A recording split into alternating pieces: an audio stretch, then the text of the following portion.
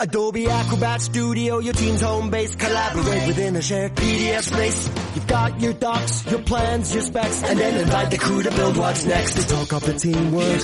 They think that this design could be a contender. And when somebody wonders what's the next step, AI helps you finish the rest. Bolts are tight, now your plan's refined. Run a smoother business when you're all aligned. Do that with Acrobat. Learn more at adobe.com/do that with Acrobat. The Dick Morris Show. Entertaining and informative on the Red Apple Podcast Network. Hi, welcome to the Dick Morris and Doug DePiero Show. Hello, Dick Morris. Sponsored by the Patriot Gold Group. The Democratic Party has totally lost its mind. Completely. It has now managed to work itself into a box in the Senate and in international affairs, and in Cuba, in the Middle East, in Latin America, that it can't possibly extract itself from. We'll start with the box that they put themselves in Iran. The United States is now on the verge of completely eliminating the armed forces of Iran, and they have no navy. Whatever ships they had are at the bottom of the ocean someplace. They have no intelligence forces. Their headquarters have been all knocked out. And Trump is basically saying the war is over. Remember in the 60s, people would say, I declare that the war is over. Yeah. And we're trying to announce to the world that the war is over. And then Iran is taking the position that if you strike us, if you come back and you continue this war, we're going to punish you by by punishing countries like Qatar and Saudi Arabia and the Middle East. I don't think so. You fight us and we'll hit back against them.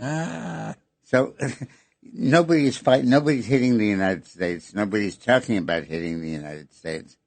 And it's a good thing they're not, because the Senate has voted not to allow Homeland Security into the United States to defend itself. The Democrats. Yeah, the Democrats are. Bunch of morons. I mean, incredible. And at the same time, this is Dick, going on. You say that they're in a box. It's a steel trap type of box. Yeah. They're not going to get out of this box. Exactly. And Trump is saying he's not ready to negotiate a deal with Iran because he's basically defeated them.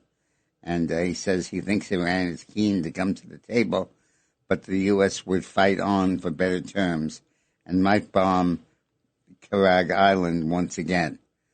For more than 2 weeks, the U.S.-Israeli war against Iran, neither side is moderating its rhetoric despite the mounting death toll.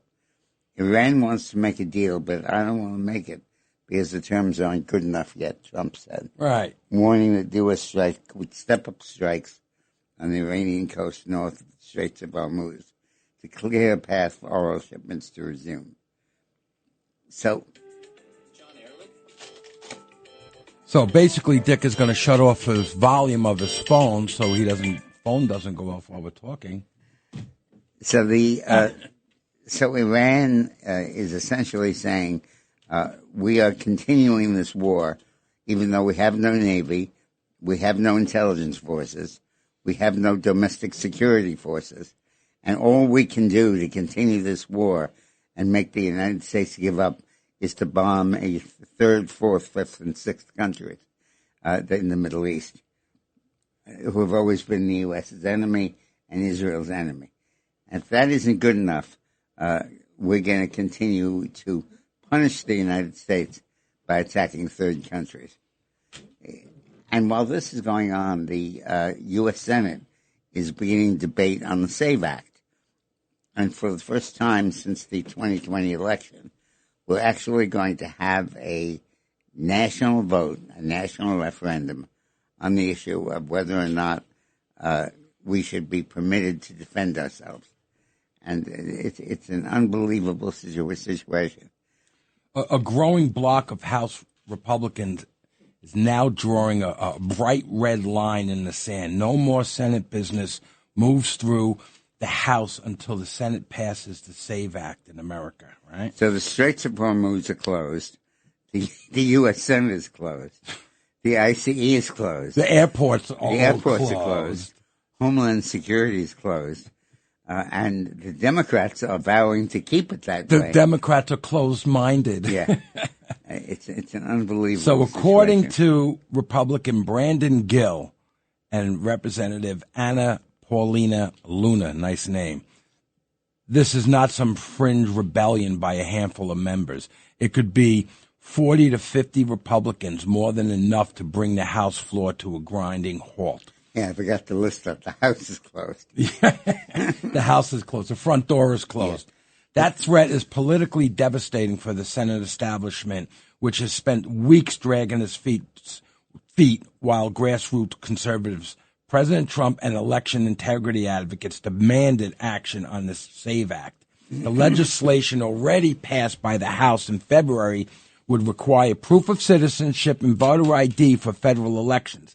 The Gateway pundit previously reported that the House passed the bill 218 to 213 with only one Democrat, Harry Kula, is that how you say his name, of Texas, voting yes. One Democrat. Can you believe that, to have voter ID for voting?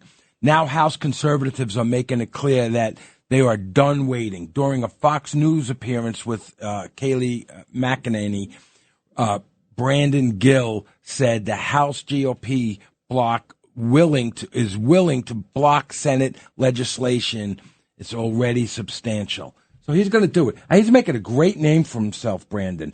I see him all the time, and he goes at people. We helped him get elected by getting Trump to endorse him. Yeah, you got Trump to endorse him. And he's a nice guy, and his wife, beautiful. He's got 2 kids now. Anyway, he's doing great things. I mean, he really... He's coming. He's coming up. Third cycle. He's going to wait. He's not stupid. Plus, he's young. Third cycle, he's going to run. I know he will. He will. If you're listening to me, Brandon, call in. Well, so the Democratic Party has completely boxed itself into, as you put it, a jail. A steel box. They can't pass anything in the House because they won't agree to let something pass the Senate. Just for the hate of Trump. And they're in a situation where the government can't function, and it's closing at a time of major national security threat from terrorism. And the only thing that's keeping it going is that Trump is unilaterally using ICE, which the Democrats are blocking and defunding. He knows how to go around these people. To open airports. He's brilliant. It's 3D chess, as I always say. People say, he's not so smart. He's incredible. Guy's incredible. When he announced the other day that he was going to use ICE to replace the TSA people. That's great. Okay, so what he's going to do is he's going to really help illegal immigrants by putting ICE agents at the checkpoint screening places. Dick, what do I always say? That everything the Democrats do, like this big stuff, the borders and whatever it is, right, bites them in the butt. It ends up biting. Now they're doing this, and Trump's going to bring ICE into the TSA. Right. This is so rich. Yep. Anyway, Republican Senator Mike Lee says there has been major progress in the push to save to pass the Save America Act after mounting pressure on Senate leadership to move the legislation forward. In an update to supporters, Lee, the lead sponsor of the Save America Act, said recent discussions with Thune and his staff had led to meaningful progress on how the bill could be debated and brought to a vote. As the Gateway pundit has repeatedly exposed, Thune, the same weak-kneed establishment hack who mocked grassroots conservatives as paid influencers, refused to nuke the filibuster and spent weeks making excuses why he couldn't deliver for President Trump. He has been forced to bend. Lee confirmed the breakthrough in the new video clip, a hybrid form of taking filibuster, is now set to be implemented. That means Democrats will be forced to take the floor and defend their radical anti-voter ID agenda, possibly for hours or even days, against a bill that 85% of American people support. Here's the full statement from Mike Lee. Okay, important update on the Save America Act and the effort to get it passed. Look, I am guardedly optimistic. We've turned a kind of corner over the last few days.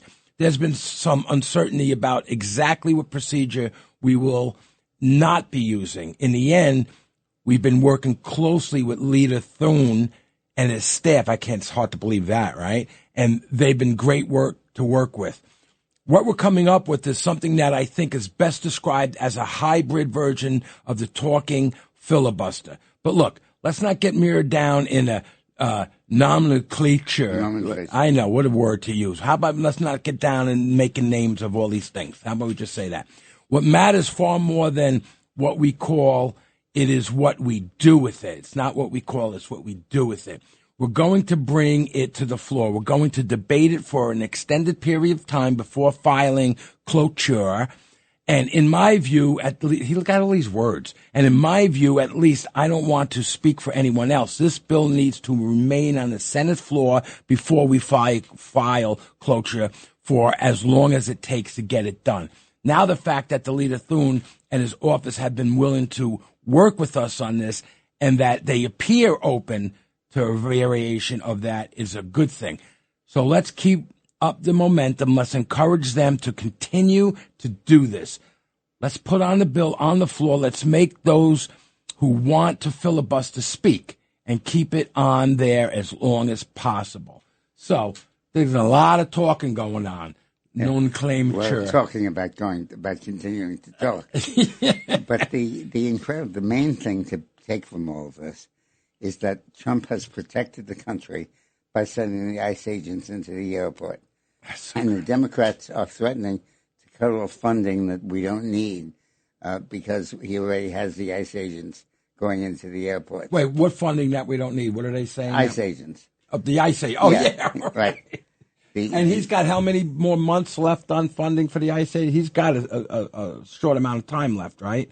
No, he could keep it going all the time. As if it's emergency. He's got the ICE agents helping the people at the airport. Right. And the closure of the airport simply means, in practical terms, that the airport screening will now be done by the worst enemies of the illegal immigrants. Right. The Democrats are trying to protect. That's so awesome. No more TSA agents who routinely pass everybody. Right. Instead, they're actually going to have to deal with ICE agents right now, which is their worst nightmare. Unbelievable. I noticed they lightened up a little bit. They've completely lost their minds. Oh, the Democrats? Yeah. Oh, forget and it. In order to disempower the ICE agents, they're not funding them and giving them, and then Trump is using this chance to give the ICE agents control over the airports. Unbelievable. He also cites obstacles to regime change in Iran. He says this regime is machine gunning protesters in the street. It's unbelievable what they're doing. I mean, in how many more ways do you need the Iranians to give up? And how many more things do they have to do for the Democrats to say, wait a minute, this regime is horrible. I want this guy, these people out of there. Right. You know what I mean? And they still, because they hate Trump, don't agree with any of this. Yeah. And once again, shooting themselves in the foot. Completely true. Trump derangement syndrome. It's so. That's what Fetterman, the Democratic senator from Pennsylvania, says that Trump derangement syndrome, TDS, is now the policy of the Democratic Party because they have nothing else that they're doing that could possibly define as rational or even related to an objective. I can't see how independents, the people out on the fence, would possibly ever vote for Democrats right now, like in the midterms. I just don't see it happening. And good for them. That the Democrats, Fetterman said it best, the only thing that unites the Democratic Party, the only thing that vaguely is a policy of the Democratic Party, is the hate for Trump. The only thing they could ever put in a platform for the Democratic Party is that they hate Trump. How could are there any other people in the Democratic Party that say, wait a minute, what are we going to do to help the country other than Fetterman? Yeah. I didn't like him in the debates. I thought he was really off, but he was hurt. Yeah, he had a stroke. Yeah. And he was off. Right. He's not off now. You hear him speak. Yeah. He's pretty coherent. He's okay. And coherence is not an asset for the Democratic Party. That's why they have bumper stickers. That's why it's a little, 4 or 5 word bumper stickers. They all say the same thing. Right. Move on, like the Clinton. Let's move on. That was the bumper sticker for Clinton. Remember? Did you write that, Dick? So the Tehran spent years stockpiling weapons that could be used to paralyze traffic at the Straits of Hormuz, and now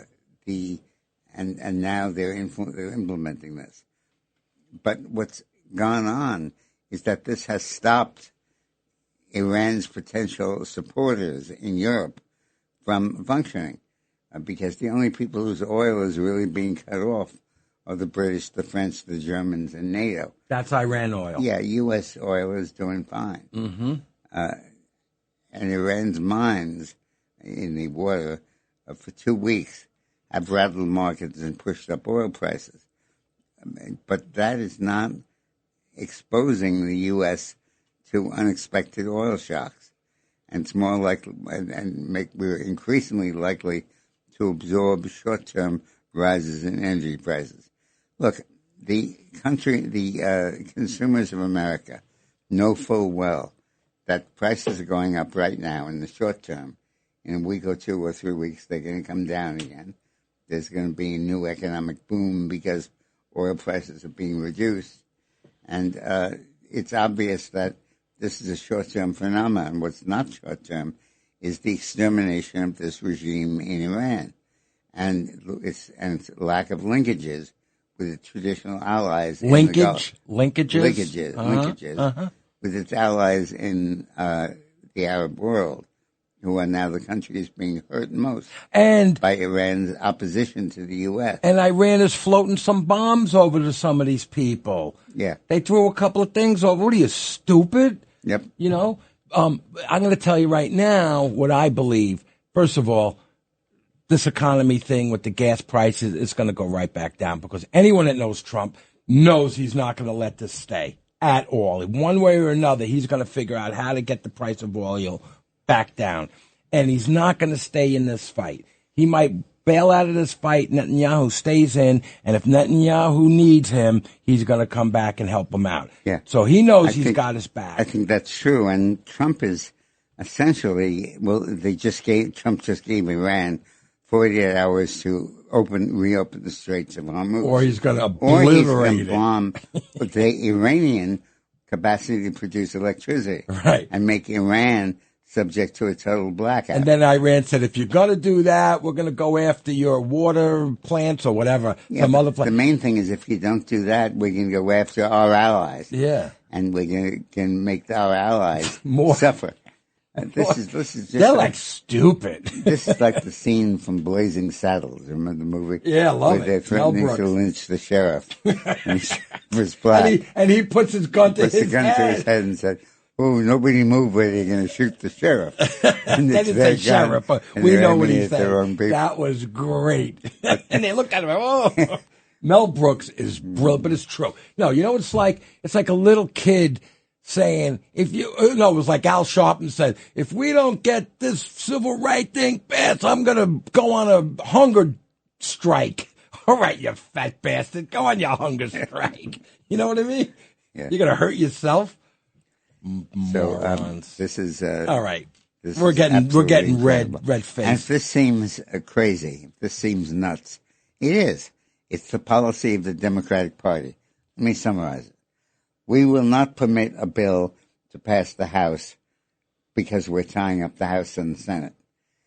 We will not permit the ICE and Homeland Security to be funded, even though there's a war going on with Iran.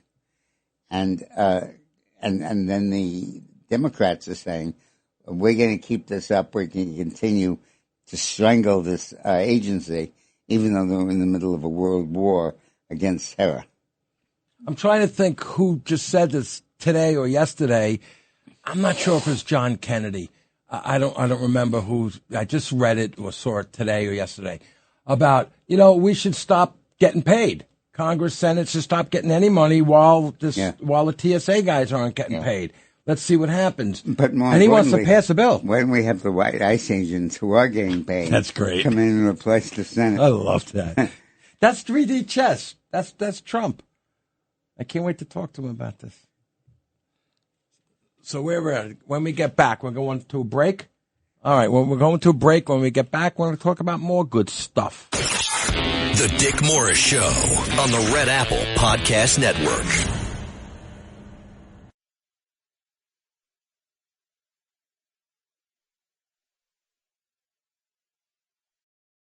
The Dick Morris Show, entertaining and informative on the Red Apple Podcast Network.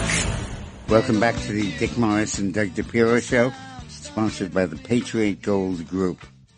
Iran's internal security forces, meanwhile, are being systematically assassinated. This is unbelievable. Go ahead. I'm sorry. Operations Epic Fury and Roaring Lion, another great name. I love, I got to say, if all the little woke Democrats were in on this, and if we could have been named, Epic Fury would probably be like, something's going to happen. Roaring Lion would be like, a nice meow of a cat. That's what they would have. Operations Epic Fury and Roaring Lion are unlike anything we have seen in history. That doesn't mean the strategy behind them will work, of course, but it does mean that judging past performances tells you a little about future success. It's clear that Israel and the United States have a brilliant, if risky, plan not to just decapitate and disarm the Iranian regime, civilian and military leadership, but also to do so to demoralize the internal security forces, that they will be broken. The survival of Saddam Hussein after the Gulf War relied on two important facts. The United States left a significant portion of Iraq's military intact. Bad move.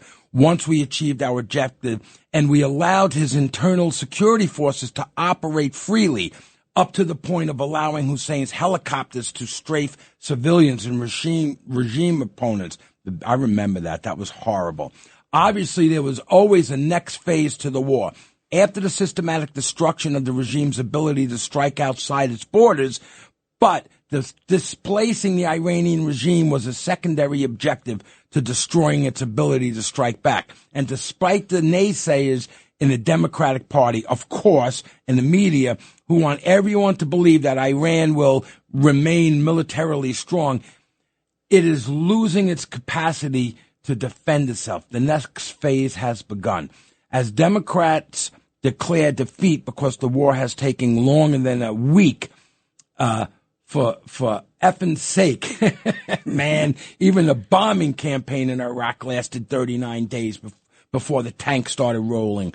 And that was a smaller battlefield by far. Trump, Hegseth, and Netanyahu have been executing a superb plan to defang both Iran's military and decapitate the regime. In a sense, the second phase of this has happened successfully. At least halfway. It's clear that the Islamic Revolutionary Guard is now the ruling faction in Iran, not the civilian government. They have installed a dead or dying puppet. I think he's leaning to one side, this guy with no leg, I think. That guy, right? As a figurehead. One so out of it that he makes Joe Biden looks like he was in charge during his presidency, this guy with one leg. There's no supreme leader. There's a military junta, right? The junta, right, junta is the right way to say it, and its control of the streets and target is the target. And the most vulnerable element is the Basij militia, which is intimidating Iranian citizens. They're basically auxiliary military support, like street policing. In order for the regime to survive, it needs to retain command, control, moral, and supply lines to them. And all of those are at great risk and growing risk. It's impossible to say that this strategy will work, but comparison to bombing campaigns of old probably don't apply. We are not striking the population and building up its will to fight. We are striking the enforcers of a brutal regime. And also, let's bear in mind that very few Americans are dying. There are at the most 3 casualties. And we don't want any. As a result of combat. But it could have been hundreds. But this is the only war that the Democrats are saying we're losing, when we've just sunk their Navy, destroyed their Air Force, assassinating the security forces. Every time they prop up a leader, we kill him. And the Democrats are saying, oh, this is terrible. We need to pull out. Right. Will the strategy work? It's impossible to say, but it's obvious this is definitely plausible path to succeed. All the claims that there is no strategy are bunk. There is. The only real question is whether it will succeed, and I think it is, and I think it will, or whatever, because in war the enemy gets a say. They get their piece, but this enemy is not going to have a big say for long. And, of course, while all this is going on, there is a big campus reaction, but it's against the left. This is great, by Michael Wilkinson. Contrary to the tired stereotype of the Gen Z, roughly those born between 97 and 2012, as passive and apathetic, this cohort is showing intense, if sharply split, forms of engagement.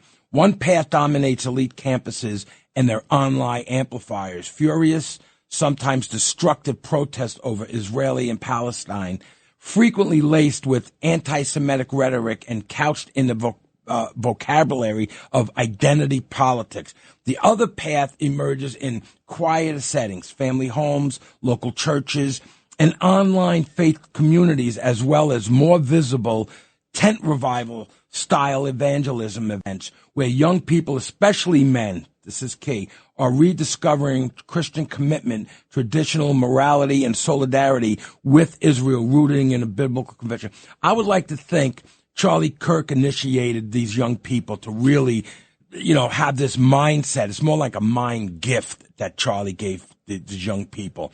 Across much of the rest of the country, however, a different response is emerging in the aftermath of Kirk's death. Reports from the pastor and researchers point to renewed interest in faith among those in their late teens and 20s. Barna Group 2025 findings are striking. Gen Z now averages nearly 2 church weekends per month in some metrics, surpassing older generations in certain measures of regular attendance and meaningful gains. Draw to structures of discipline, like young men in particular show meaningful gains drawn to structures of discipline, purpose, and clear moral authority amidst widespread confusion over identities and roles. Bible engagement spikes on platforms like TikTok, and pockets of revival echo earlier spontaneous movements such as Asbury outpouring, the Asbury University outpouring. That was like 80 to 100,000 people to worship. It took 16 days and inspired another 300 other universities to do this, which is so big for the young people. I think Charlie Kirk has a lot to do with it. The contrast cannot be starker. This is amazing. One side operates from a framework of identity politics, power dynamics, and grievance theory, tearing at institutions and alliances, which is ignorance and weakness, in my opinion. The others build from covenant and creation, seeking to restore what has been lost. That is love and respect, I believe that is. Class geography and education sharpen the divide. Progressive activism clusters in credential, coastal, urban spaces. The face resurgence flourishes in the heartland and working class circles. Israel has become a litmus test, vilified as colonial in one camp, defended as conventionally significant in another. See, I believe Christians went about their lives and now realize they cannot ignore. They went about their lives. They worked hard. They have their families, and now realize what's going on. They can't ignore this evil out there anymore. And I think the young men are going to fight at this fight. I really believe that. One path dominates elite campuses, and the other, and their online amplifiers, furious, sometimes destructive protest over Israel and Palestine, frequently laced with anti-Semitic rhetoric and couched in the vocabulary of identity politics. The other path emerges quieter settings, family homes, local churches, and online faith communities. This is so important. Men, we're talking about men. I believe, you see, that would be the warriors that all good, able Christian men must be. No excuses. I believe men are put on this earth to protect women and children. I've been saying that all my life. And now with everything that's going on, young men are going to church. They're realizing we can't sit around. We need to have a job. We need to pay for our families and our kids and whatnot. But we also need to fight, literally, physically fight at this point. I don't think we could sit around and watch what's going like in New York City, what's going on with Mandami and all this stuff. I don't think we could sit back and just watch this happen and not fight. They're fighting us. They're throwing stuff at cops and whatnot. I think this is coming to a head right now. And do we have time to put Roxana on? She was going to talk about a lot of different things right now. On the rocks. Hello, Roxana Maria. Roxana. Hi. Hi, Dick. Hi, Doug. What you got? Well, actually, it follows a little bit what you're saying. So I asked, what opportunities arise when we draw inspiration from the United States colonial past, where resistance to British taxation sparked a movement? How do we apply those lessons today to strengthen Americans' values, morals, and political division? So on this day in 1765, since we're doing on this day, the Parliament passes the Stamp Act. And to quote, no taxation without representation. Mm-hmm. If this be treason, make the most of it. These Patrick Henry. protests, yes, exactly true. John Henry. These quotes were used in protests, pamphlets, parliamentary debates, which actually spurred American resistance against the British taxation, focusing on liberty. The colonists saw the tax as an insult, violating their rights, leading to the creation of organizations as the Sons of Liberty against the Crown, which of course led to the Revolutionary War, culminating in the 1776 Declaration of Independence. So here we are.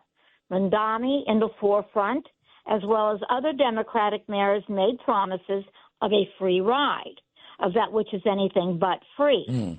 New York residents fled as Mandami showed after the election his empty pockets, smiling to the press, to New Yorkers' upper earners, that they would have to do their part and share their wealth.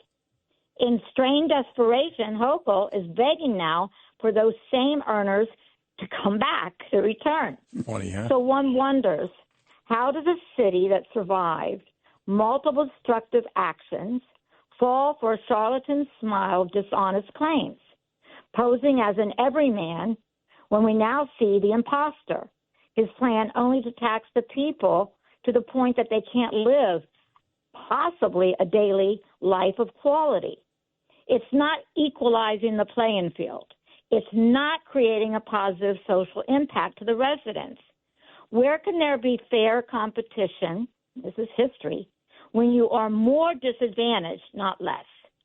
John Henry, from whence that first quote came, is remembered as a champion for individual liberties and American independence.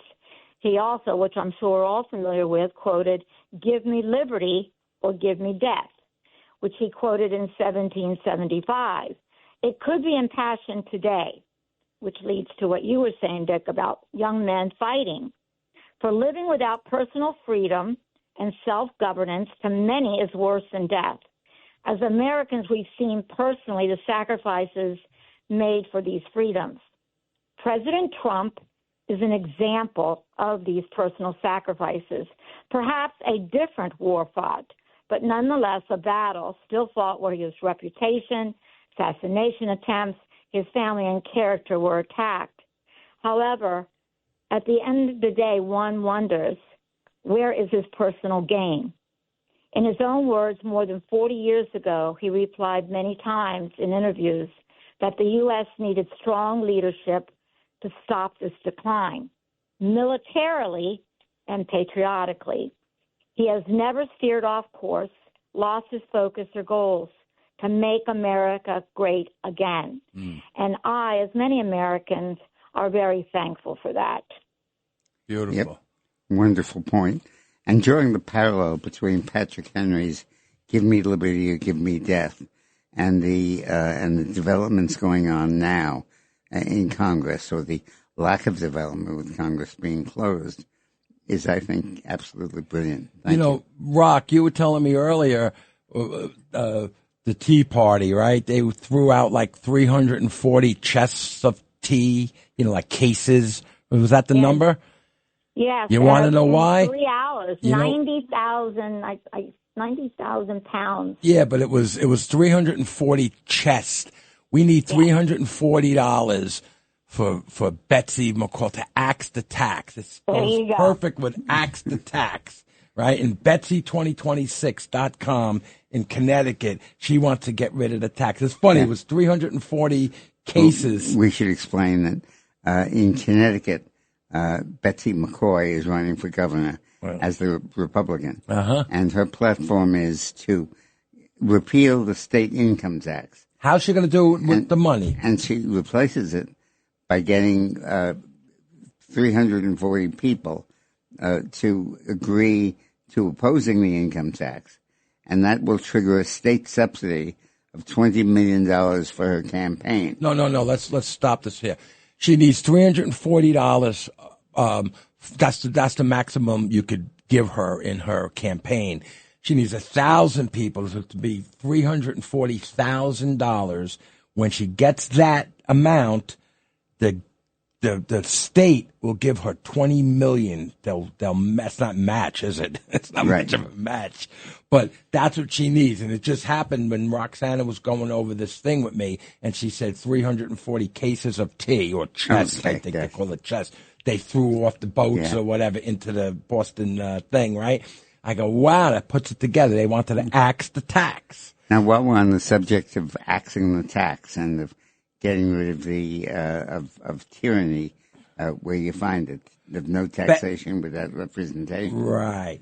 But anyway, it's Betsy2026.com. Go to that, check out her site, and send her some money, and let's get her governor of Connecticut. Anyway, do we have to go? We're going to take a break, and we'll come. Thank you so much, Rock.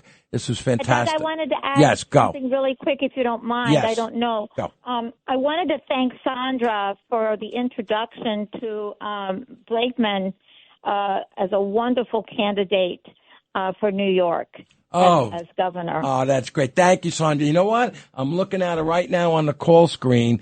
Sandra, New Jersey, and it says Bruce Blakeman event. That's what she wants to talk about. When we get back, we're going to have to talk to Sandra. She better be playing that piano when we get back. The Dick Morris Show on the Red Apple Podcast Network.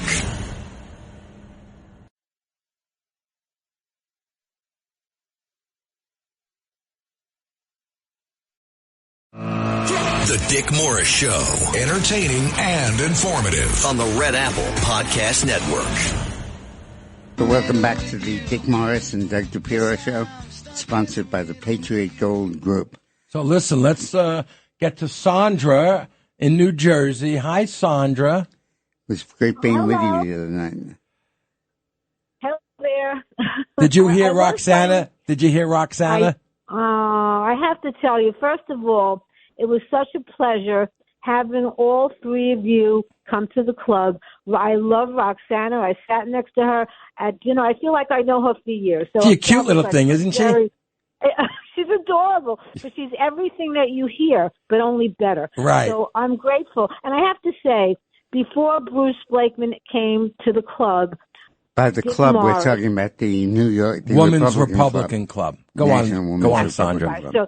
So at the club, Dick Morris got up to the podium, and he spoke to the people about the midterm elections. Everybody thanked me for having Dick Morris speak. So thank you, Dick, for that. You're welcome. Well, how about you thank me? He didn't want to come. I know. Listen, let me tell you a quick one. Dick was like, because of the TSA, and we had a lot of stuff going on, and we were in Florida. And, on whatever it was, Sunday, he goes, we can't go to this thing on Thursday. We got so much going on in TSA. And he was right, and I didn't want to say anything to Sandra. She was calling me, and I didn't want to say, listen. And I waited to the day before to call her, and she goes, you're not going to give me bad news are you? I go, yeah, Sandra. Oh, no, but we're going to have Dick Morris speak. I go, let me call him and tell him he's going to speak. And he did, and it was so great. And the point I made was very simple, that the Republicans are going to win the midterm elections. The same people who told us that Trump could not get elected, and the same people who told us that we would lose the war with Iran, right, and that we would have American body bags piling up our front door, right, are the same people who are saying that we won't win the election of 26. We will win it overwhelmingly. The Democrats have no message. Well, here's what I believe.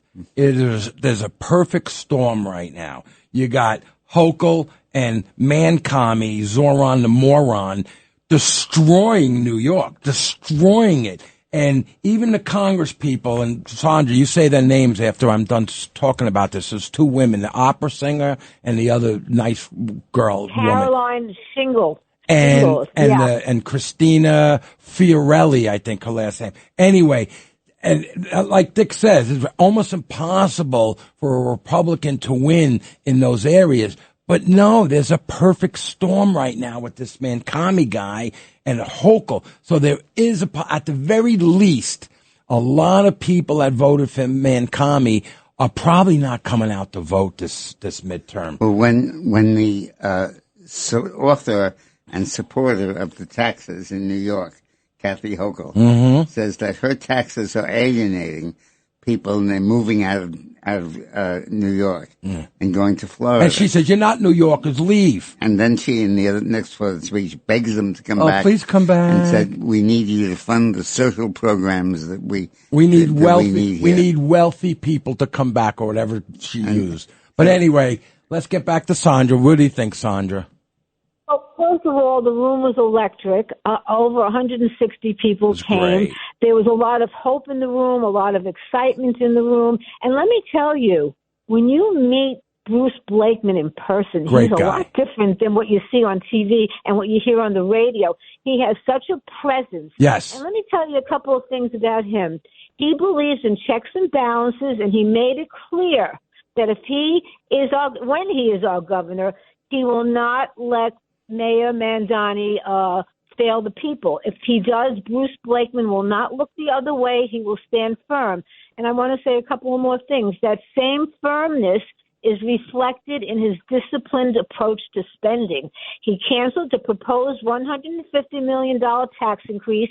He held the line on taxes, strengthened the county's bond rating, reduced borrowing costs, and he created an environment that attracts investment all around the world.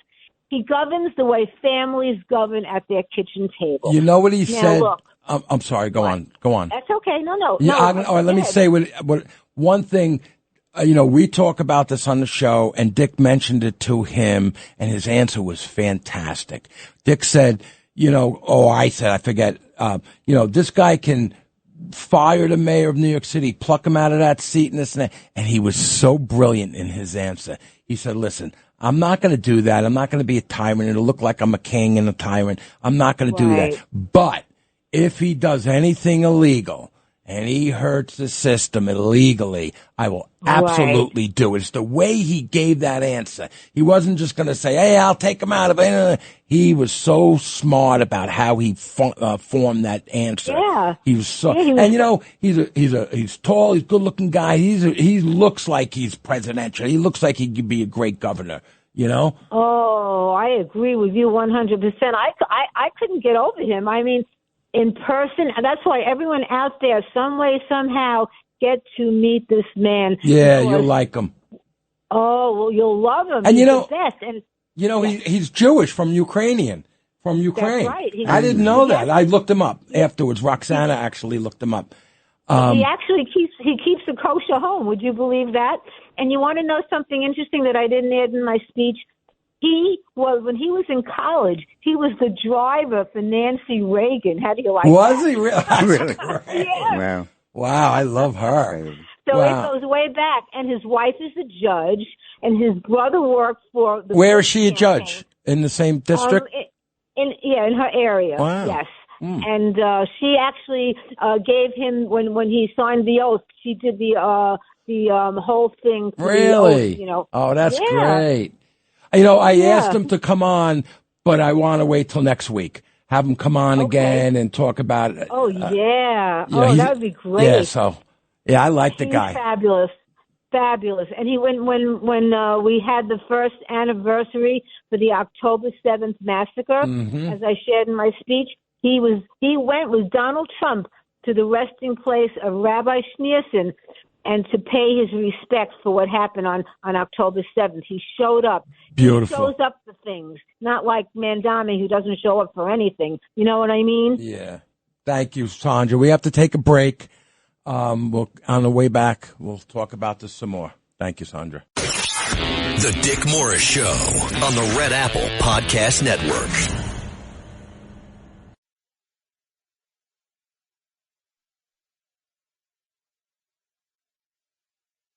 The Dick Morris Show, entertaining and informative on the Red Apple Podcast Network. Welcome back to the Dick Morris and Doug DePiro Show, sponsored by the Patriot Gold Group.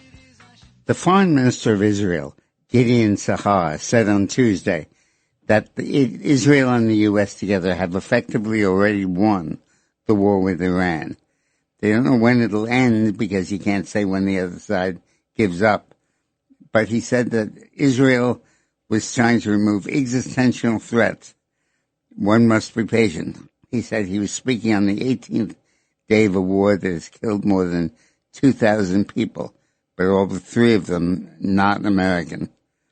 Safir and other Israeli officials have said the war aim of Israel and the United States is to significantly weaken Iran's ability to carry out attacks against Israel and against the world over the long term, while creating conditions inside Iraq that could ultimately enable Iranians to overthrow their rulers. This has to be done by the Iranian people themselves.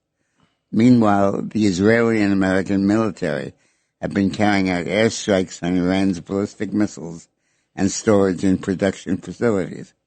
It's also bombed sites that were linked to Iran's nuclear program and attacked the security forces. We have already won, the Prime Minister of Israel said, Foreign Minister said. Iran is dramatically weakened and no longer the country it was before the war began. This is clear, and for our neighbors we will continue until the point where the mission is completely accomplished. Now, that's a beautiful thing. Once that's done, what's next for the United States? And the answer is very simple: Cuba. Cuba. First of all, the Minister of Defense, I'm not the minister, the foreign minister, said it would be dumb not to be prepared for Trump, of Cuba. The foreign minister of Cuba, I don't know his name, I don't care, Ocasio, it sounds like Ayoc name, right? Basically, to paraphrase, said, I'd be a moron not to be prepared for deputy foreign minister. That's who this guy is. Yeah. And Trump said, I believe that I will have the honor of taking Cuba. Yeah, he said. Taking Cuba in some form. Yeah. I mean, whether I free it, take it, I think he can do anything I want with it. They can do anything I want with it, if you want to know the truth. And you know what? I don't think he's going to have to bomb anyone or kill it. I think at this point, all the stuff that he's been doing for the last 6 months, I think it's Castro, right? The new guy is also a Castro, the guy in power right now. Yeah, I think it is. It's like a grandson. I'm not sure. Yeah, I think so. Doesn't have the name, but he's from the family. He's a Castro.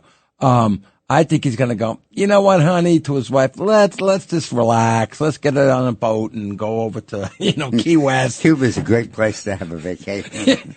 But you wouldn't want to live there. Havana Harbor is just wonderful. Cuba's a great place to visit, but you wouldn't want to live there. So not for the leader. The only people who think we're not winning in Iran are the Democrats in Congress.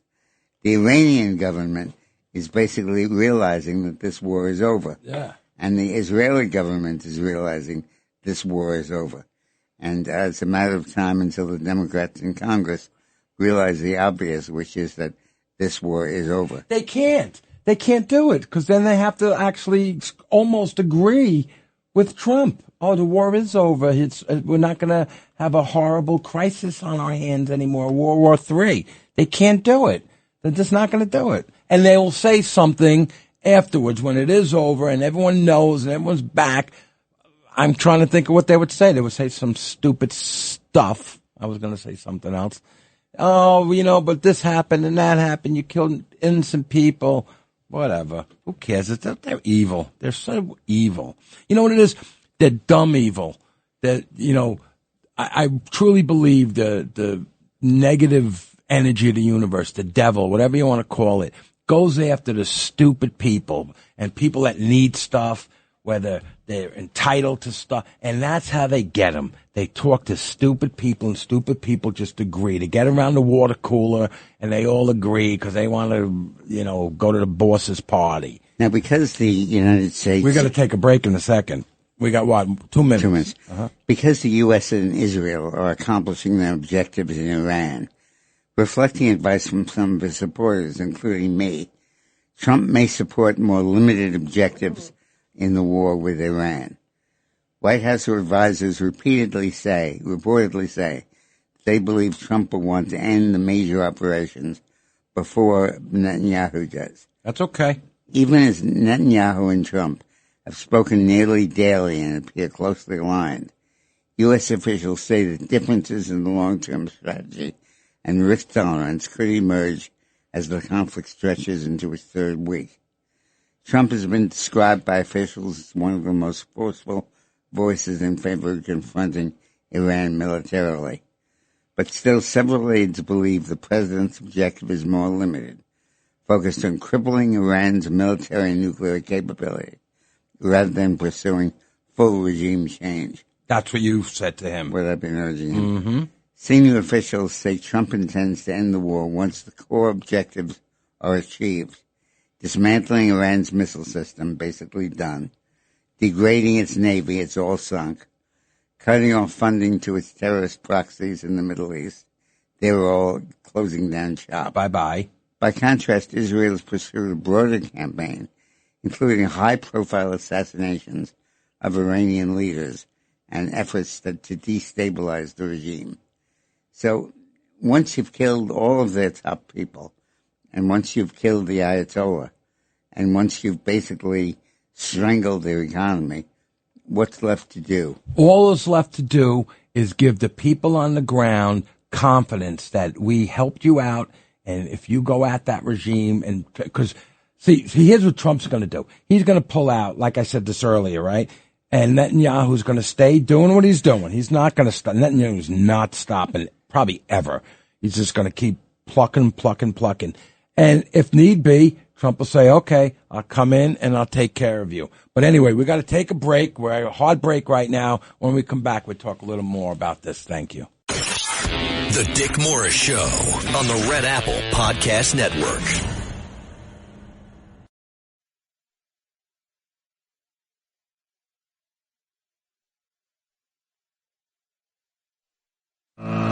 The Dick Morris Show. Entertaining and informative on the Red Apple Podcast Network. Welcome back to the Dick Morris and Doug DePiro Show, sponsored by the Patriot Gold Group. Look at what's happening in the world. Just step a few steps back.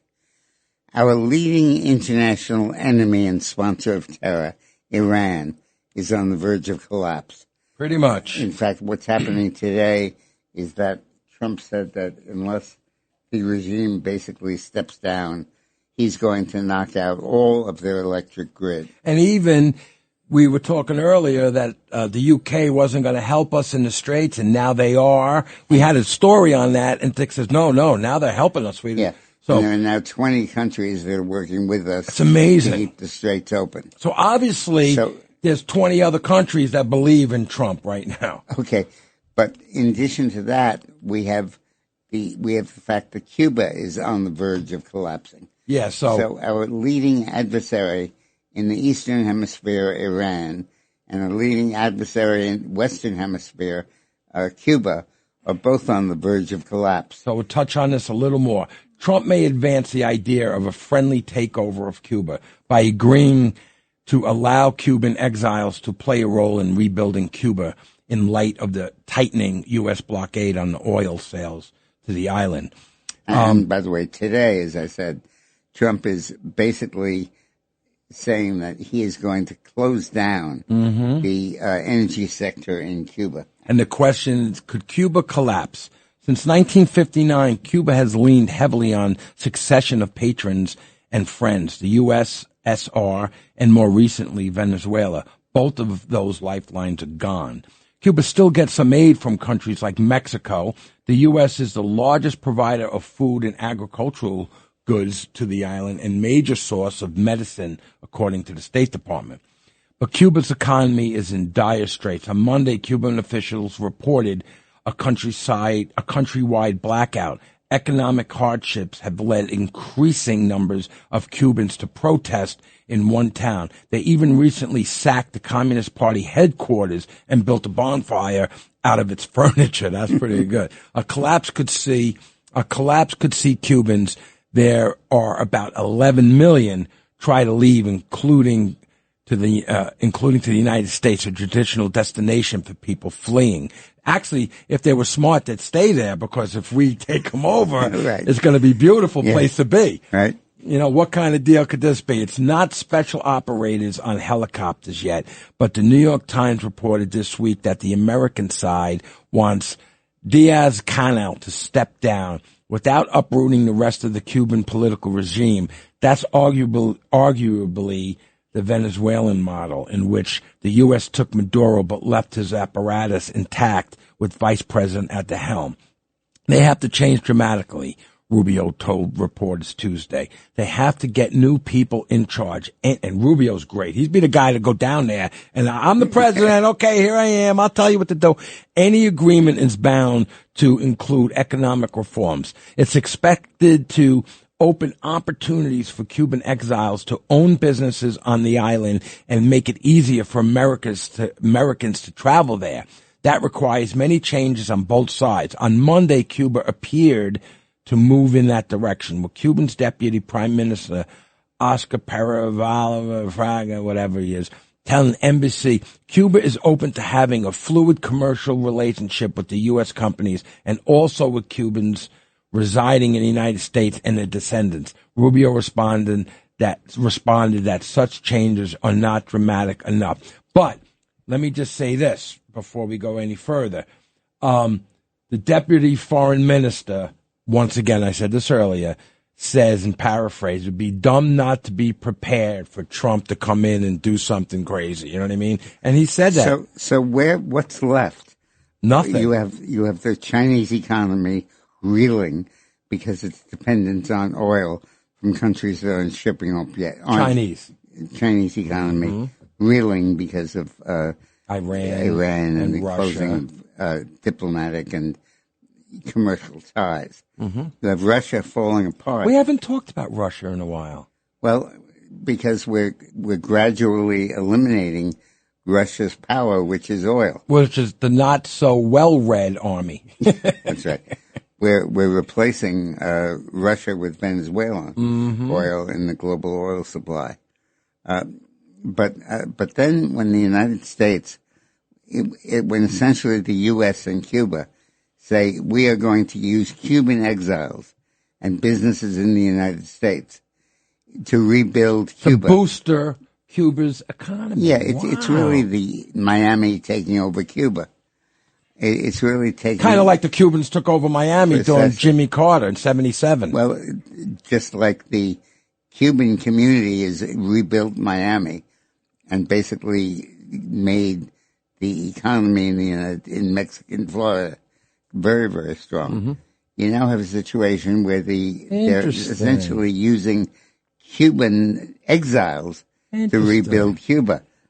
And they're essentially taking the Cuban companies in exile that Castro closed down and those he didn't kill, and using them to rebuild and take over Cuba.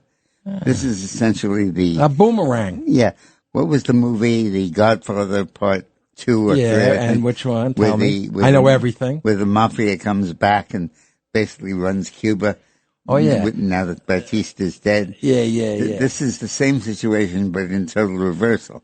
What Trump is saying is, I'm going to replace Cuba with Cuba. And I'm going to use... That was Meyer Lansky, but in the movie it was... I'm going to use the power of the American companies in exile in Florida to come back in and basically run Cuba. That is very interesting and very smart. It's the because they already have established themselves in the business in America, in Florida. So they're established. Take a rowboat. You're there in 4 minutes. You could, wow, that's amazing. You could actually have, let's say, you have a business, Julio's restaurant. You got a Julio's 2 or Julio's South. Exactly. Or whatever. It doesn't have to be a restaurant. Wow, that's really interesting. And this is Trump's idea. Who's talking about this? I think it's Trump's idea. Wow. It was mine. Or Marco?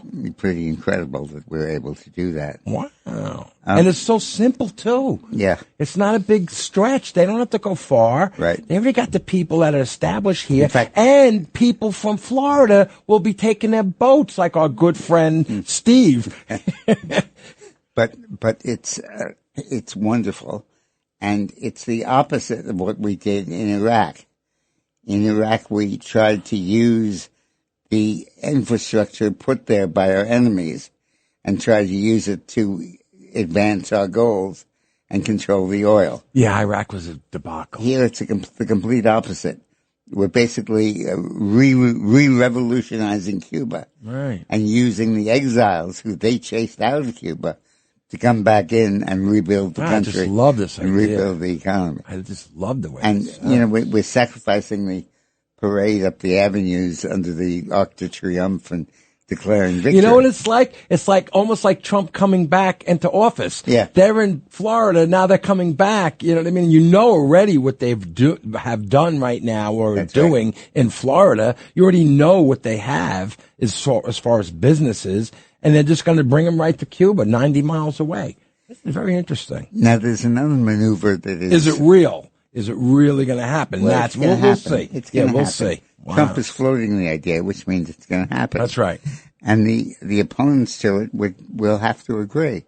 And if they don't, Trump just squeezes a little harder. That's all. And cuts off the oil more Right. thoroughly. There's never a bluff on his side. It's do it or don't do it. Right. That's pretty much it. Right. And then you'll see what happens. And now... Mess around and find out. And now Trump is also saying, I'm going to open the Straits of Hormuz.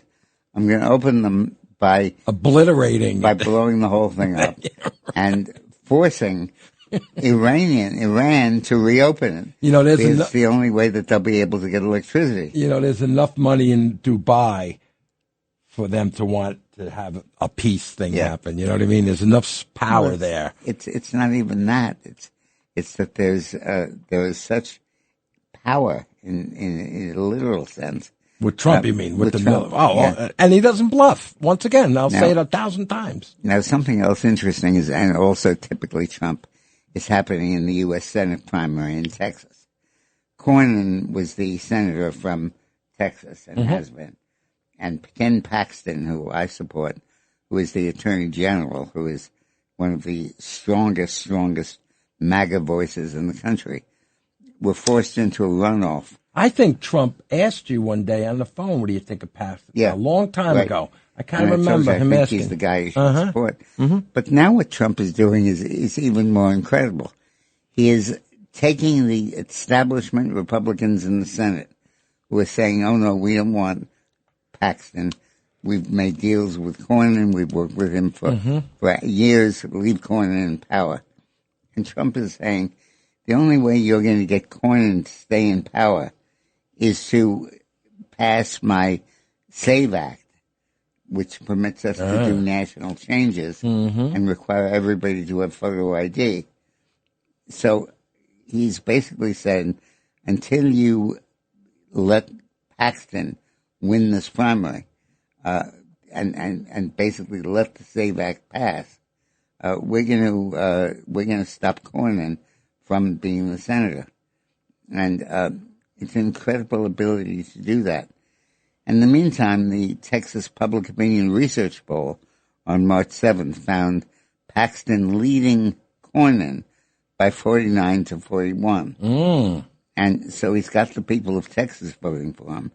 And again, it's one of these incredible situations Trump has created. It'd be nice for them to push through the SAVE Act and then Paxton wins. Yeah, that's right. But it's going to be the other way. Right. Paxton's going to win, and the way he's going to win is to force the passage of the SAVE Act. Right. Because right. Cronin's cronies right. in the Senate were the ones who were blocking the SAVE Act. Right. And Trump is basically telling them, back down on what you're doing. Wow. Drop out of the race and let Paxton become the senator. Once again, 3D chess. Yeah. It's incredible that he's been able to do that. Incredible. Meantime, 3D without the assistance of Donald Trump, but with the assistance of New York Governor Kathy Hochul. The governor of New York has said that he is begging wealthy New Yorkers to move away from the state to come back to support the generous social programs of the state with their tax dollars. The Democratic governor now says, I need people who are high net worth to support the generous social programs that we want to have in our state. Now, there are some patriotic millionaires who've stepped up, and I say this is the Democratic governor of New York. Okay, cut me the checks if you want to be supportive. But maybe the first step is that you should go down to Palm Beach and see who you can bring back home the very people that I've driven out of the state. And she said, go to Florida. You're not New Yorkers. Go to Florida. Get on a bus and go to Florida. A free bus. Is it a free bus with Mandami? Maybe. Get on a bus and go to Florida. And now she's saying, I really could use your money. Can you come back, please? That's after Get the frig out of here, you two. 500,000 of them have left. High net worth individuals. How many? Well, 500,000 of rich people, millionaires. No. Have left New York? Yeah.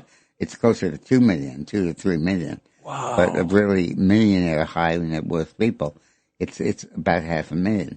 Sure, they go to Florida, they're taxed. They don't have to worry about you pulling tax out of their pocket. And go to Florida. You're not New York. Exactly. Please come back. And now... she's a real whatever. So you could be a little confused these days.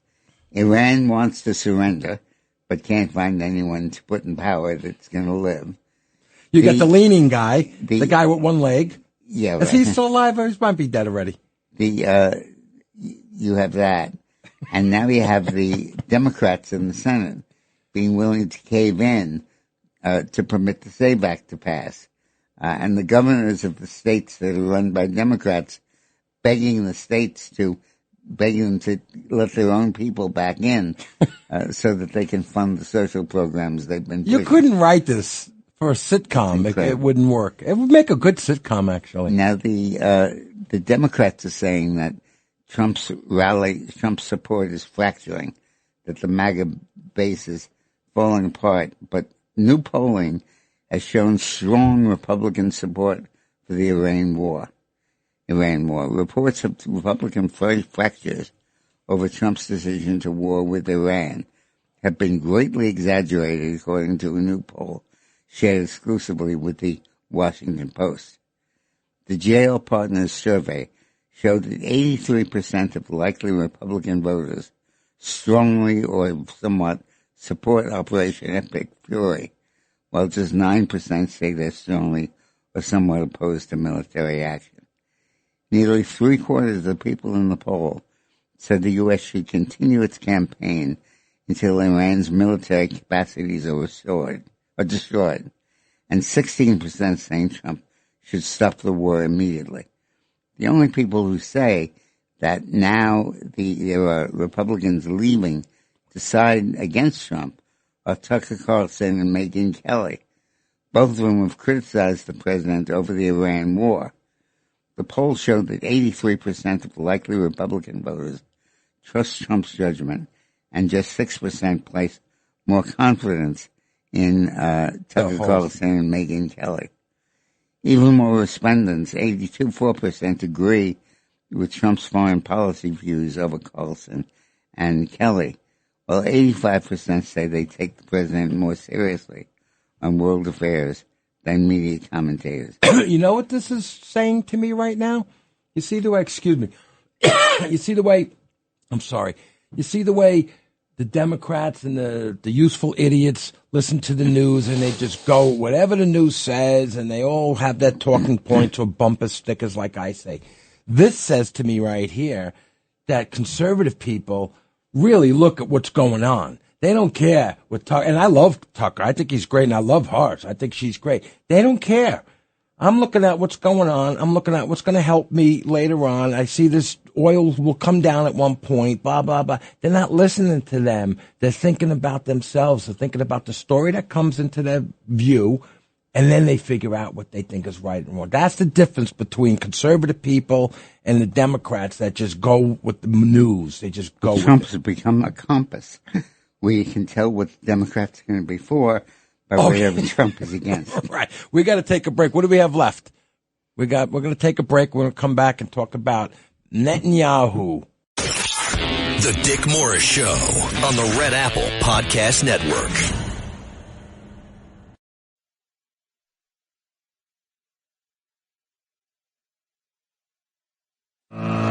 The Dick Morris Show, entertaining and informative on the Red Apple Podcast Network. What's the name of the show, Dick Morris? Welcome back to the Dick Morris and Doug DePiro Show, sponsored by the Patriot Gold Group. We're going to take a couple of calls before we get into the next story. Let's get Ray from Putnam County. Hey, Ray, a friend of mine. Okay. Hey, Dougie. Hey, Dick. How are you guys doing? Good. So I have a quick question. And do you think that Senator Thune, is a loyalist of Mitch McConnell?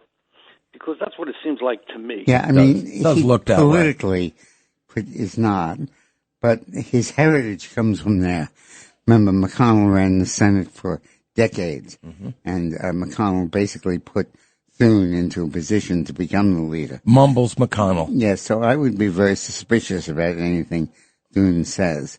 And now you have basically Thune, who really opposes the SAVE Act, being forced by Trump to support it, and with the Republican base increasingly supporting it. So I wouldn't be surprised. I think that's pretty profound. All right, Ray, thank you very much. Appreciate that. Meantime, Netanyahu says that Iran can no longer enrich uranium. Iran no longer has the capacity to enrich uranium or make ballistic missiles after 20 days of the U.S.-Israeli air attacks. Israeli Prime Minister Netanyahu told the news conference on Thursday, "We are winning, and Iran is being decimated," Netanyahu said. Nothing that Iran's missiles and drone arsenals being massively degraded, noting that they're being degraded and will be destroyed. What we're destroying now are the factories that produce the components to make these missiles and to make the nuclear weapons that they're trying to produce. They're getting rid of all of this stuff, and this guy is great. And once again, I have to reiterate. This with almost no American dead. Right, and I have to reiterate about Trump. Trump is loving this. He's going to pull out very soon. And because Netanyahu, he knows Netanyahu is strong. And there's nothing left to destroy. Right. So Trump could back out, let his friend do what he's got to do. And if he's got to come back in, he'll send a couple of bombers or whatever he needs to send in. And the intelligent community will help Israel. And that's what he's going to do. This thing is going to be over for us in 2 weeks. Yeah. He's going to be out. And oil's going to get better, and the whole thing's going to work out. Yeah. And the victims of oil price increases, the victims of the Straits of Hormuz, are that the power plants are in the grid, and the online stuff is going to end in Iran. Right. And they will have done it to themselves. Bye-bye. By closing the straits that they depend on. Right. Let's go to take another call, all right?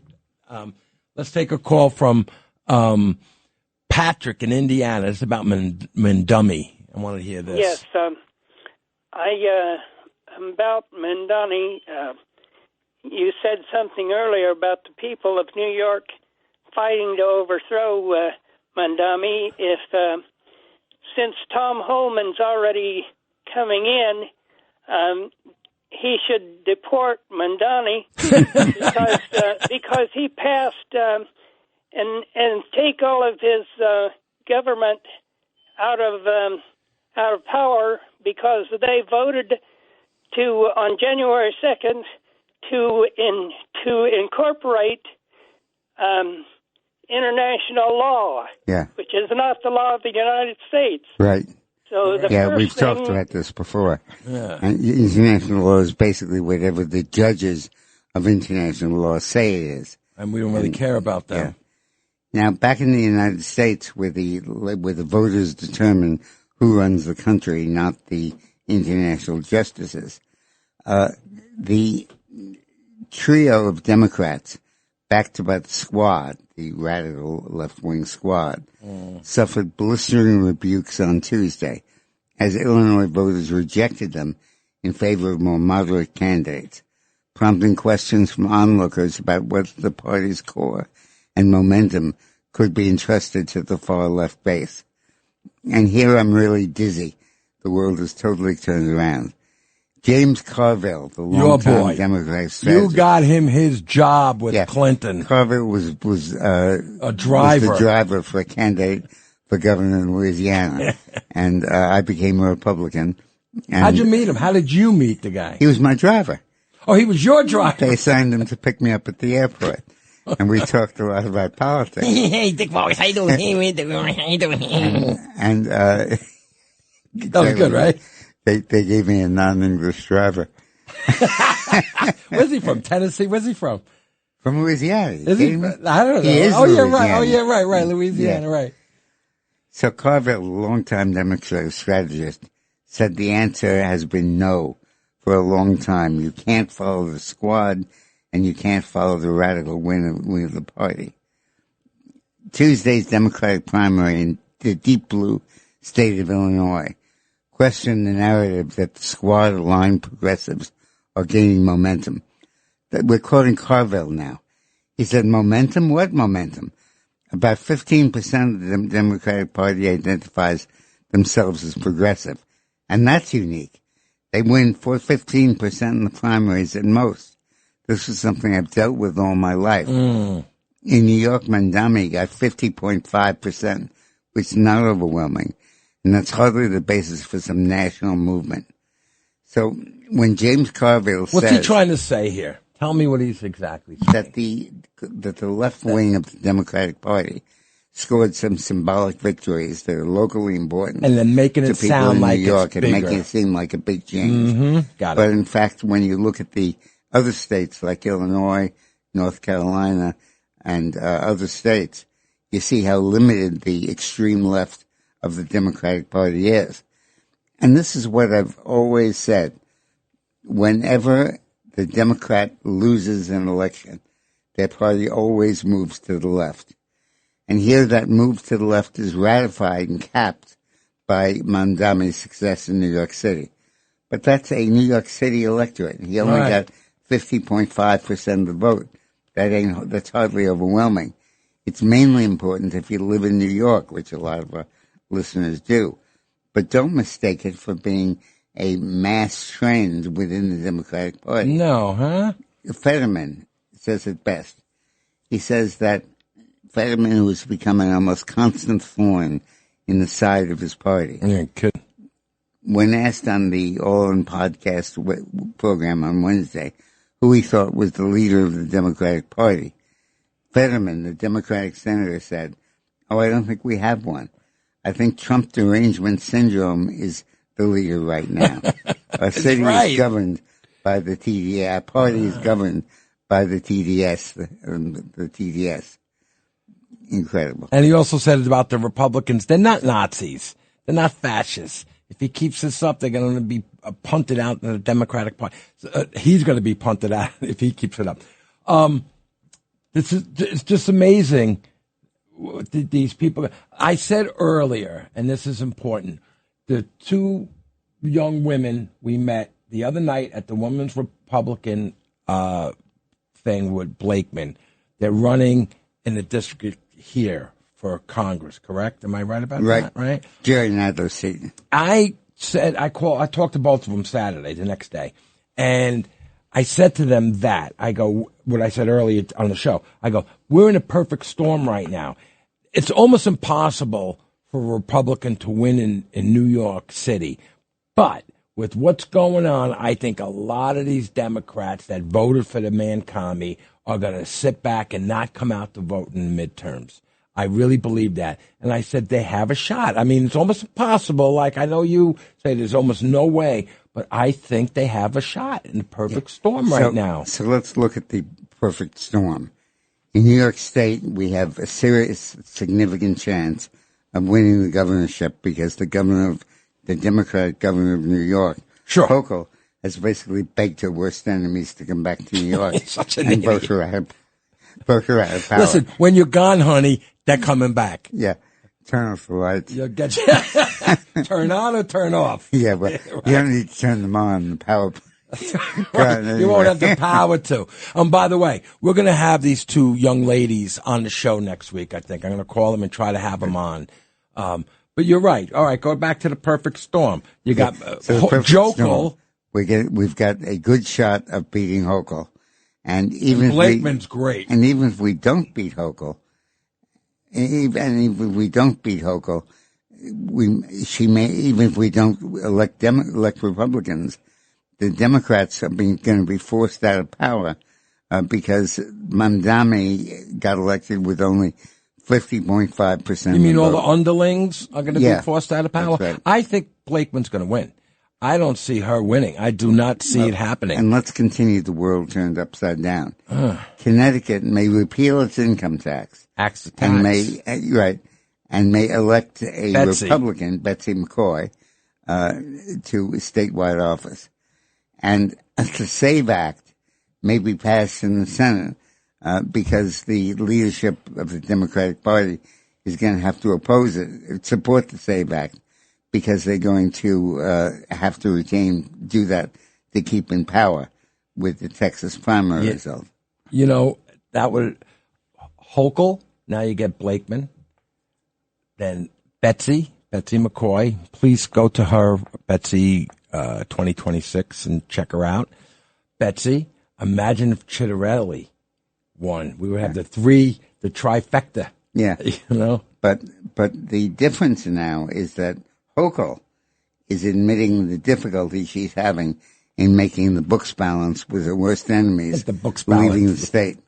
And that didn't happen with Chitterelli, but it's happening now with Hochul. He should have won. And bear in mind that we have the capacity ultimately to throw Mamdani out of office. You mean with Blakeman? With Blakeman, and because of the law. I love his answer. He was so sharp and polished with that answer. You know, he was so smart not to seem like he's some tyrant and he's going to throw. We got time, Dick. We have some time. Okay, good. Now, one of the things that we've been talking about and Trump has been pushing is made in America. Stop letting foreign firms deceive American consumers and claim that things are made in America when they're not. Peter Navarro writes that you can read that under federal standards, an unqualified made in America claim is supposed to mean the product is all or virtually all made here. But companies have learned to work the edges, to use phrases like assembled in the USA, designed in America, manufactured in the USA with global materials. This is Peter Navarro speaking. This language sounds patriotic, but often masks the reality that the key components, and sometimes most of the value, comes from overseas. On the production side, a product can be largely manufactured abroad and shipped into the U.S. or a partner company with minimal finishing, such as packaging or simple assembly or cosmetic modification, which emerge with a branding that suggests domestic origin. This is not a cottage industry problem. It's a multinational business model to get around President Trump's requirement that you have to make stuff in the U.S. Large global firms with complex supply chains have learned how to pair foreign production with marketing that trades on the reputation of American manufacturing. Online manufacturing makes this problem even worse. From retail giants like Amazon, eBay, Tempo, and Shine, to global sourcing hubs such as Alibaba, settlers operate in environments where country of origin claims are poorly verified, easily altered, or bundled together. Trump's country of origin executive order goes directly at these weak points, with specific enforceable actions leveling the playing field for American workers and manufacturers. So sometimes the world is turned upside right, which is that you can be sure that when they say stuff is made in the U.S., it is made in the U.S. The full executive order title, this is great, ensuring truthful advertising of products claiming to be made in America. That's the executive order title. So we know, and you're right, if it says made in America, it's going to mean it. Yep. So when we come back, Newsmax and other media companies are suing to block the FCC from giving control to a few media giants who are basically pro-left wing. More on that when we come back. The Dick Morris Show on the Red Apple Podcast Network.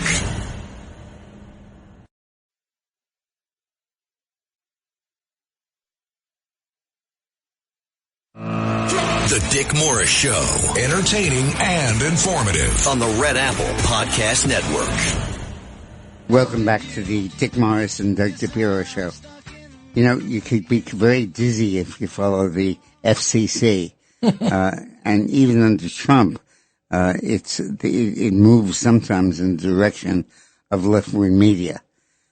But now in a lawsuit initiated by Newsmax, DirecTV, and others, they want to block the FCC from allowing a huge merger of media giants, Nexstar and Tegna. The petitioners say the merger would give the one company power over 80% of the TV markets in the country, violating existing limits that stop one company from controlling more than 39% of the nation's media.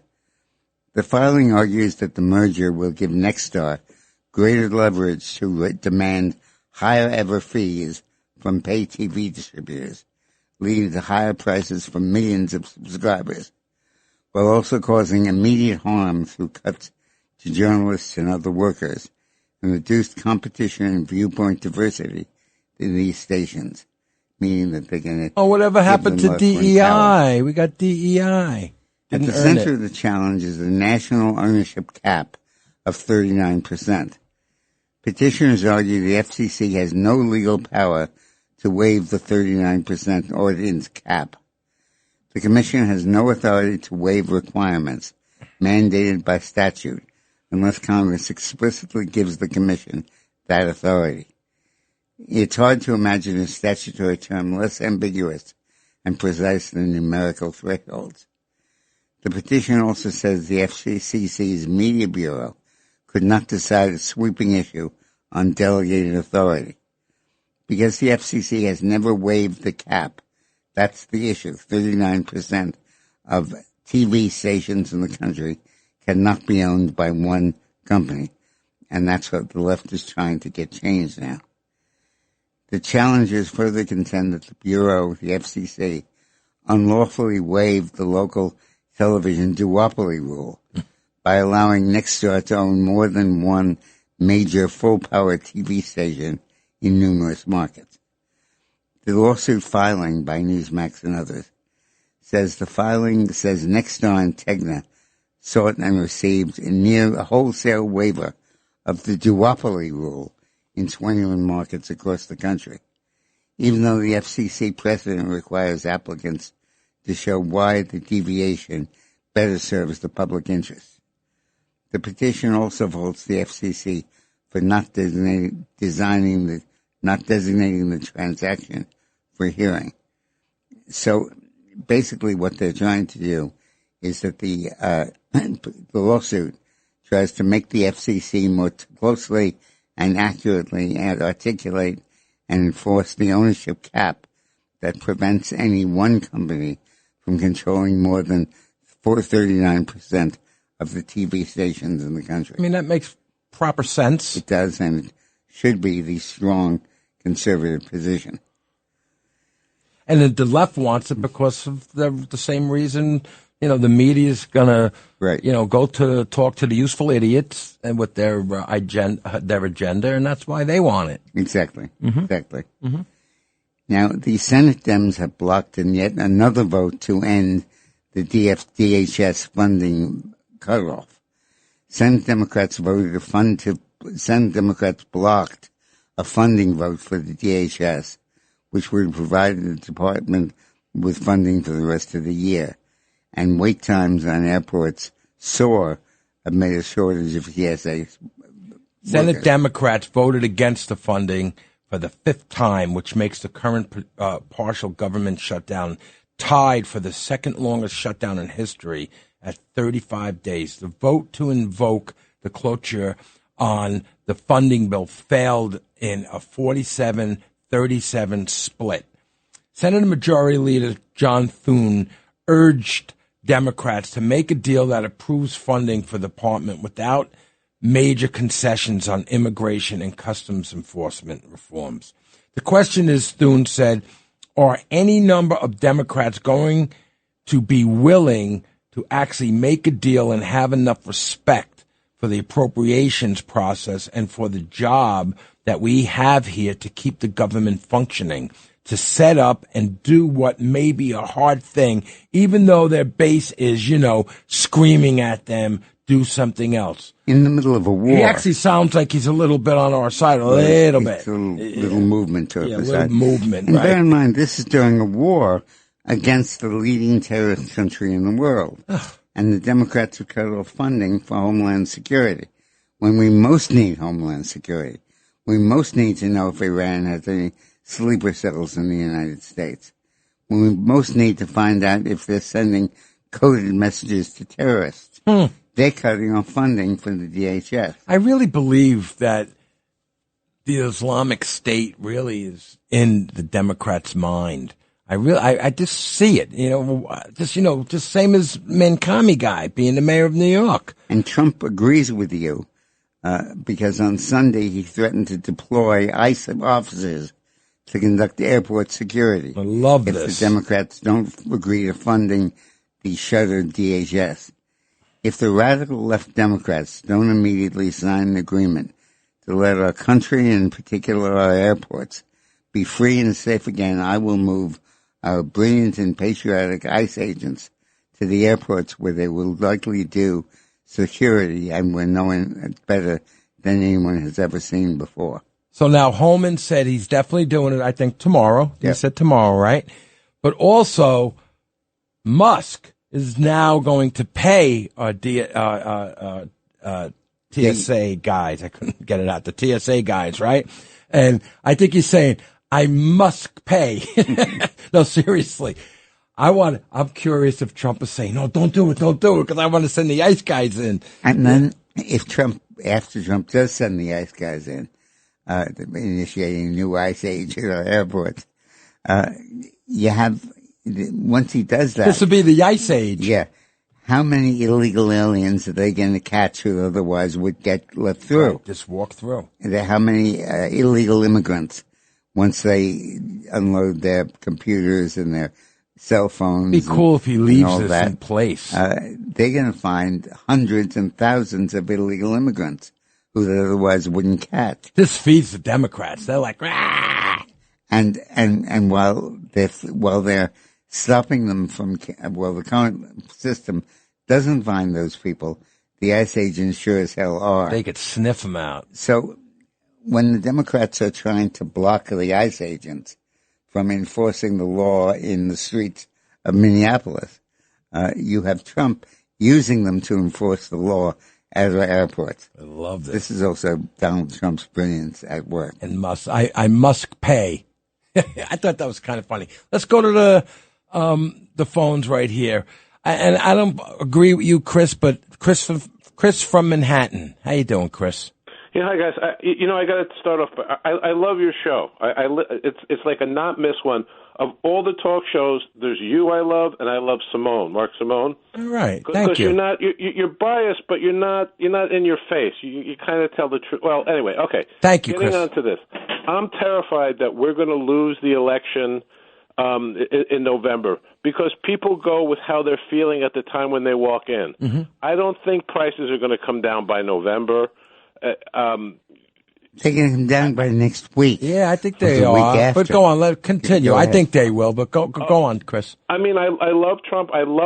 He's right to do the war, but it's still going to cost us. And if we lose in November, everything Trump has done is going to be overturned and shoved down our throats. Yeah, you're right about that. Yeah. But in spades. But how are we going to lose it in the next 6 months? Whatever, yeah. As soon as Trump pulls out of Iran. Which is going to happen. It's going to happen momentarily. Yeah.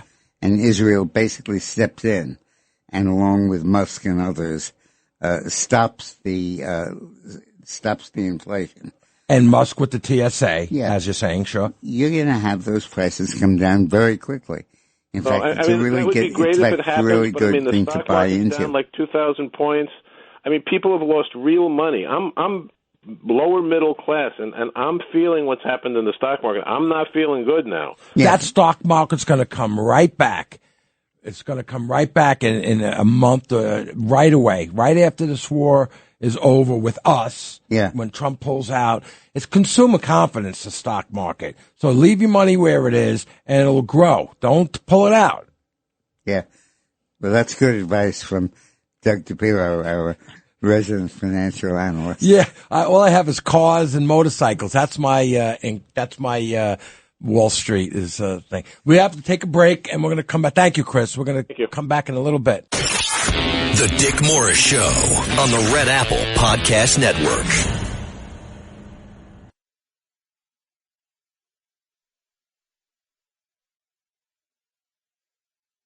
The Dick Morris Show, entertaining and informative on the Red Apple Podcast Network. Welcome back to the Dick Morris and Doug DeVilla Show, offering political and financial advice. No, but seriously, it's just common sense. What do I know about the finance and Wall Street? But I do know if you leave your money when it drops, right? When the points drop, you leave your money there. When the points come back up, you got your money. You're not going to lose. And you're dealing here with common sense. A short-term phenomenon of a couple of weeks. You don't have to wait a year or 2 or 3 years. Right. It's like a rubber band snapping back. Right. So listen, this was great. Let's go to Mike in Long Island, and this is great, that whole thing with Japan. Go, Mike. Yeah, hey, I think we can't overlook that alliance between Japan and the United States. I think it's the greatest alliance probably in the last 100 years. Japan has been sort of smoldering financially with their new ultra-conservative president and Trump. Their economy is going to boom. They're going to be the power of the East, and we will be the power in the West. We won't even need Europe or UK anymore. I'm not so sure about that. I ran the campaign for the party now just took power in Japan in the 2010s. So I think there are fundamental problems with Japan. But Donald Trump did a beautiful job when he was criticized for not telling our allies that he was going to go after the Straits of Hormuz. One of the Japanese leaders said, "How come you didn't tell us that you were going to strike Iran?" He goes, "How come you didn't tell me you were going to strike Pearl Harbor?" He's so funny. He's got some set, boy. He's got these big, gigantic quinones. He's unbelievable. How come you didn't tell us you was going to hit Pearl Harbor? Yep. It reminds me so much of another former client Thank of you, mine. Chris. Thanks. A guy named Kaczynski, who's the Prime Minister of Poland. Mm-hmm. And back then he was the President of Poland. And he was at a ceremony in Berlin with Kohl, who was the Chancellor of Germany. And the Chancellor of Germany in public said, "You know, Mr. Kaczynski, don't you think there ought to be some representation change in the UN?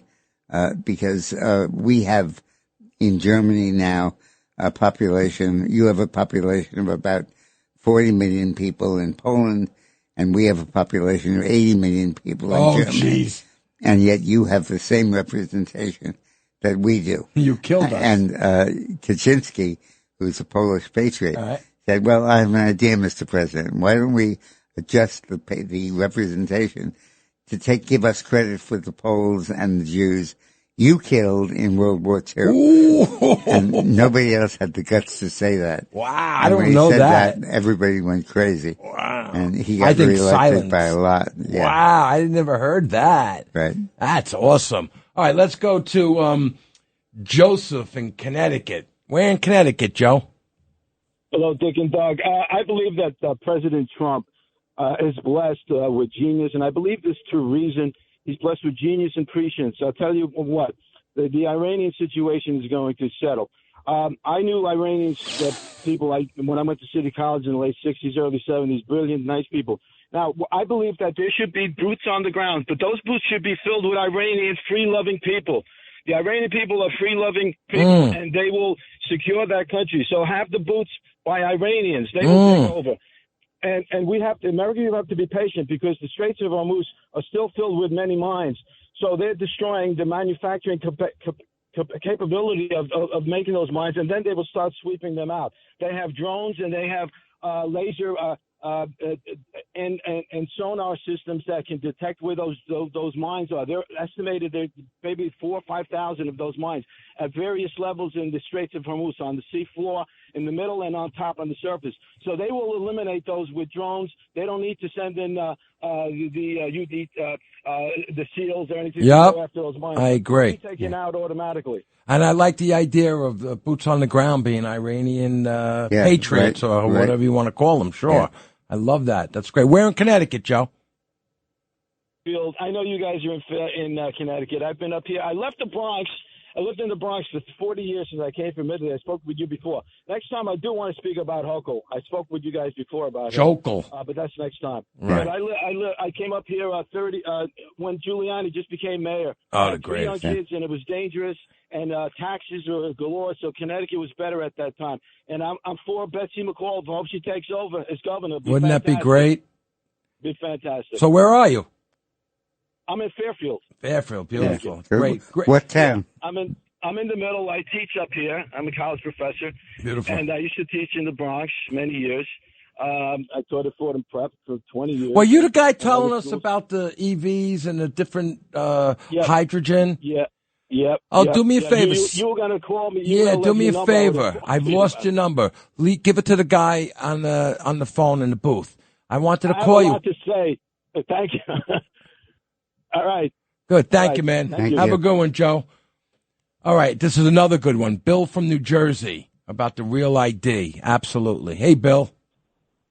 Hey, how you doing? Good. Listen, this voter ID is BS. I have to go show voter ID to go see my wife in the hospital. Right. She's been in and out of the hospital.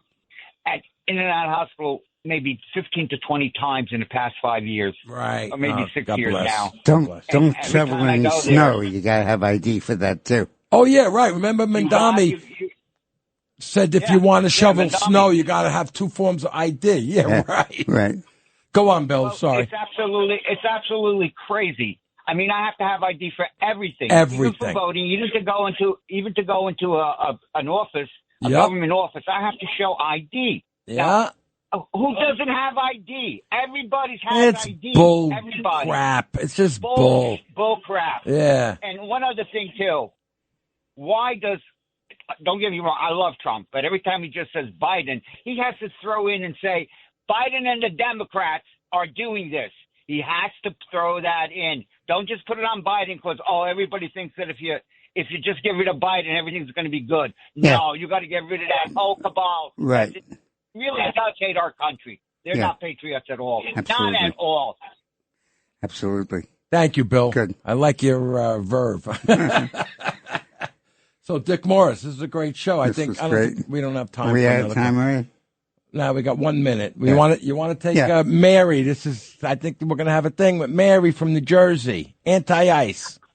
Hi, you guys. Make it fast, Mary. Okay. You got 40 seconds. When the ICE guys go into the airport, I want to see what happens to the anti-ICE protesters with their whistles and everything else when they're in front of those people waiting online for hours to get onto their plane. Right. Those have passengers will take them apart. I love it. I'll be one of them. Right. Good. Oh, I love it, Mary. Thank you so much. Take care. Okay. Now we got to go. So, Dick Morris, how long we have? Pretty much now. It's been an honor to be here with you, Mr. Morris. And I loved Rock. On the Rock. It was great, wasn't it? So great on Roxanne. It's so amazing. He was terrific. It's an honor. It's an honor to be here. Thank you. We'll see you guys next week. So bye-bye. We'll hear you guys next week. Okay, bye-bye. No. Goodbye. Bye-bye. No. Bye-bye. Bye-bye. Okay, bye-bye. Bye-bye. Bye. Okay, bye-bye. Bye. Bye-bye. Thanks for listening to The Dick Morris Show. You can hear The Dick Morris Show Sundays at noon.